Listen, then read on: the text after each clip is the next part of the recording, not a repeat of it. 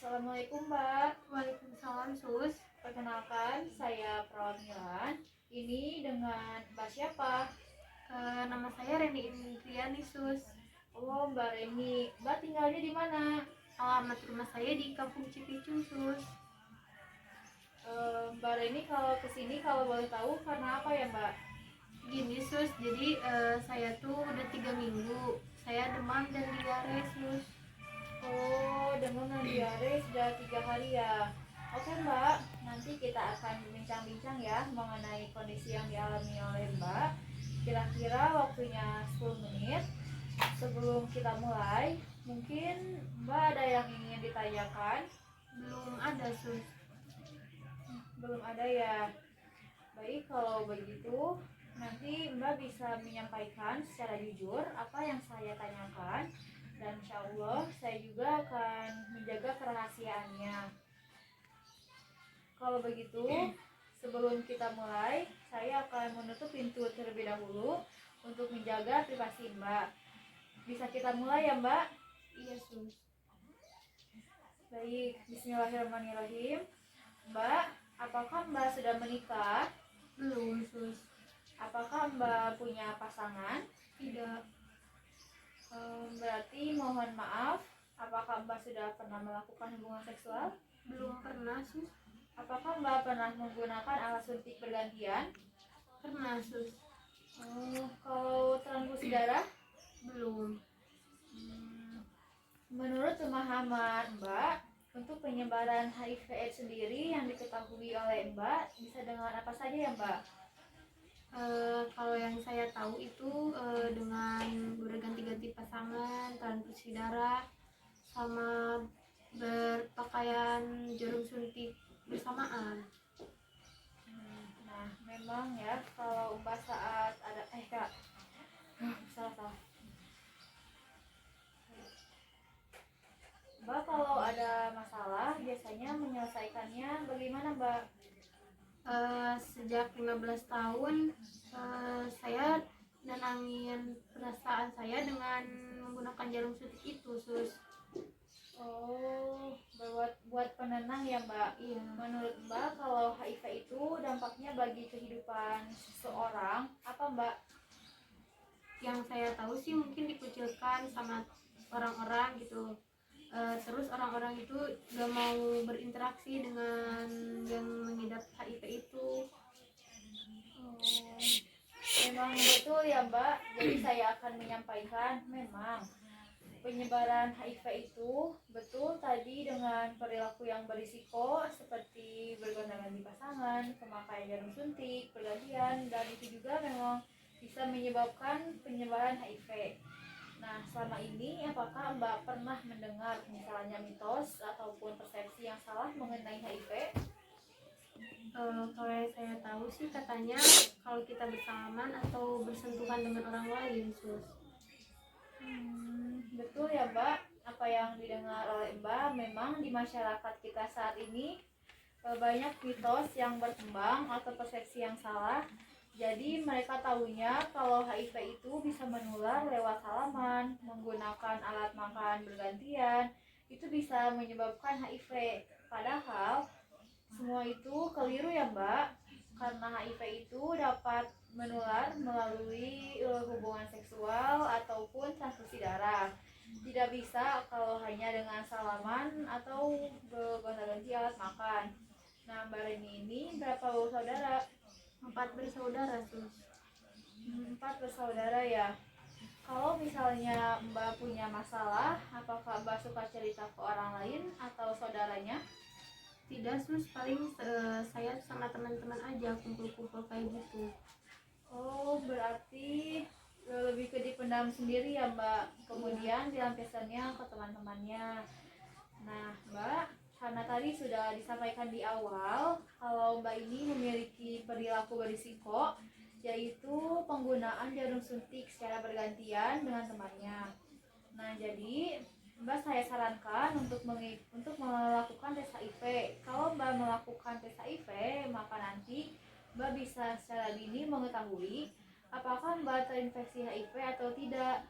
Nanti prosedurnya Mbak tinggal datang ke sini, kemudian nanti akan diantar ke lab, lalu diambil darah. Nah, seminggu kemudian nanti bisa dilihat hasilnya.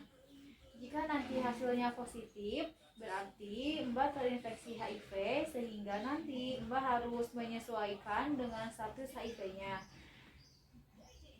Mbak tidak boleh sembarangan untuk mencegah penularan HIV, jadi harus meminimalkan perilaku berisiko agar tidak menularkan HIV ke orang lain.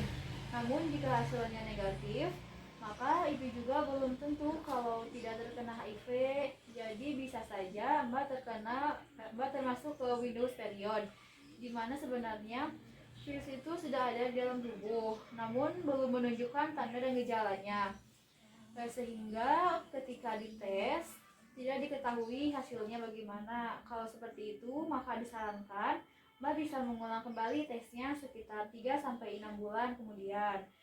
Nah, berarti Mbak sekarang bersedia ya untuk melakukan tesnya? Iya sus, bersedia. Kalau Mbak bersedia, nanti Mbak bisa membaca informan consent yang saya berikan. Lalu kemudian setelah itu Mbak bisa tanda tangan sebagai bukti persetujuannya. Kalau sudah selesai, saya akan menuliskan untuk melengkapi dokumennya. Nah, ini Mbak bisa saya antar ke lab untuk pengambilan darahnya.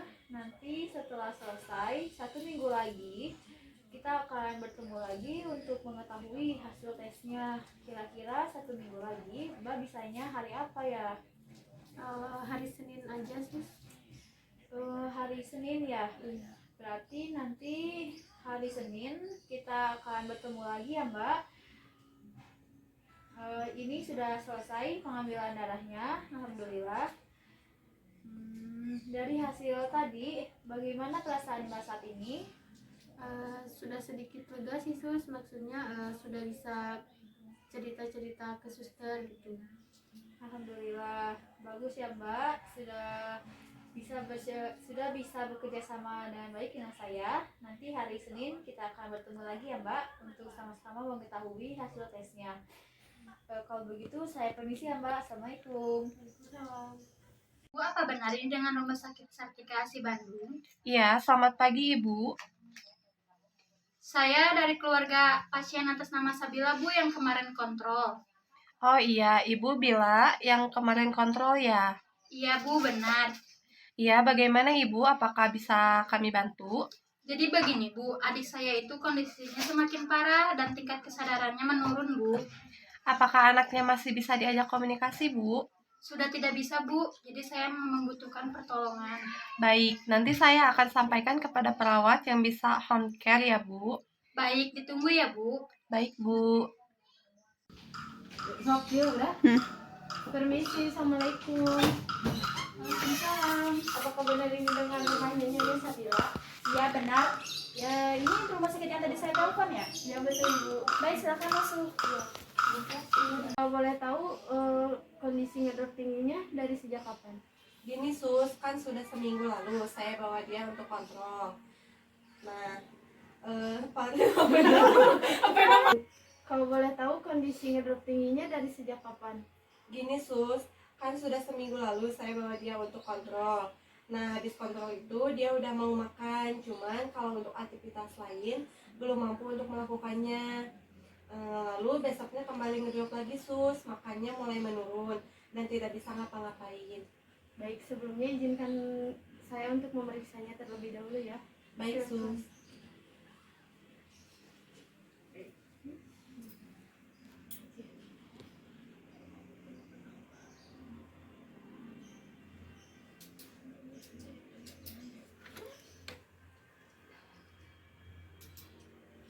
Nanti untuk salah satu keluarganya bisa ikut saya keluar. Baik. Udah. Bagaimana sih hasil pemeriksaan saya? Begini Bu, setelah pemeriksaan dilakukan, hasil yang didapatkan nadi 48 kali per menit, respirasi 12 kali per menit, telapak tangan sudah mulai mendingin dan pupil mata menggelegar.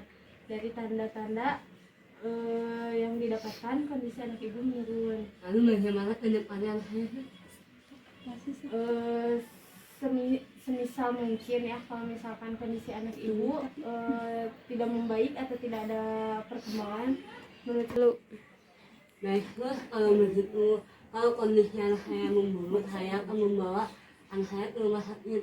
baik Bu, semoga saja Nyonya Sabila tidak ada memberikan hal yang lain. Ya, amin. Ya. Kalau begitu kami pamit dulu ya untuk kembali ke rumah sakit. Kalau begitu saya izin pamit untuk kembali ke rumah sakit ya Bu. Oh iya, terima kasih banyak ya. Baik Ibu, sehat selalu ya Bu. Ya. Assalamualaikum Bu, perkenalkan saya perawat Dina.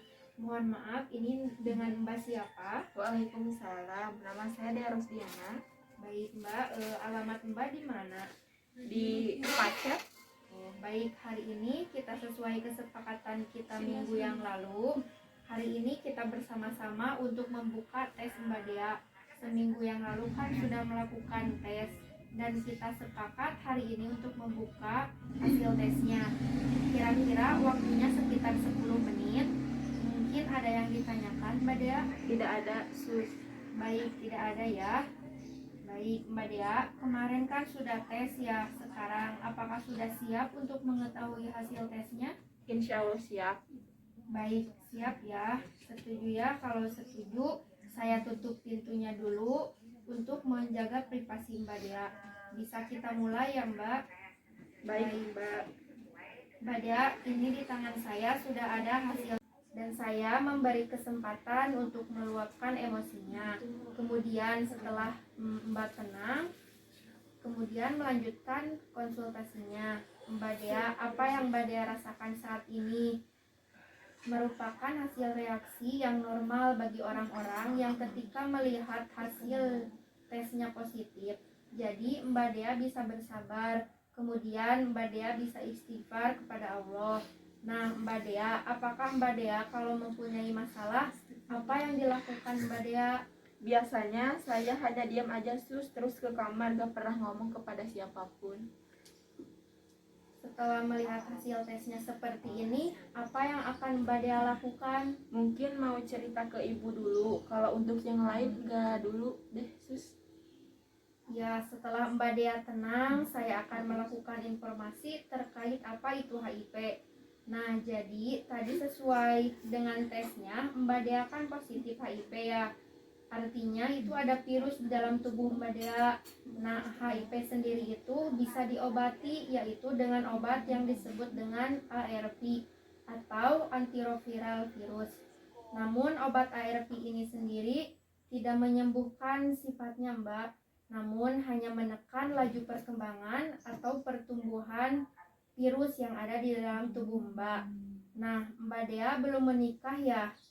Kalau Mbak Dea belum menikah dan Mbak Dea mau menikah, nanti Mbak Dea akan melakukan hubungan seksual, bisa menggunakan hubungan yang aman, bisa menggunakan kondom. Kemudian jika Mbak Dea ingin hamil, Mbak Dea bisa mengikuti VNVCT, yaitu pencegahan penularan HIV dari ibu ke anak. Nanti akan diberikan konseling bagaimana program untuk memiliki anak, kemudian kapan harus membuka kondom dan sebagainya. Nah, nanti jika sudah punya pasangan atau sesudah menikah, bisa mengajak suaminya ke sini untuk melakukan konseling juga.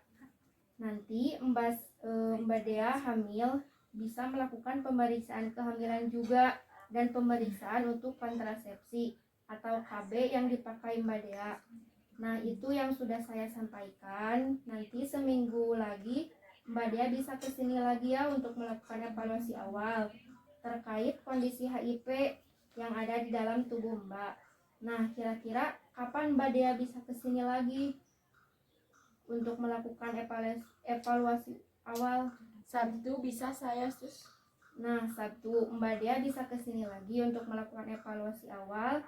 Jika hari Sabtu Mbak Dea tidak bisa kesini, Mbak bisa telepon saya ya untuk melakukan perjanjian kunjungan selanjutnya. Apakah ada yang ditanyakan? Tidak ada sus. Tidak ada ya. Nanti Mbak bisa mencari pendampingan ya ke kelompok pertemuan sebaya. Nanti kelompok sebaya itu yang bertugas untuk mendampingi orang-orang HIV. Nah, alhamdulillah sudah selesai konsul hari ini. Bagaimana perasaan Mbak Dea? Alhamdulillah lega sus. Alhamdulillah lega ya Mbak, sudah bercerita dengan saya.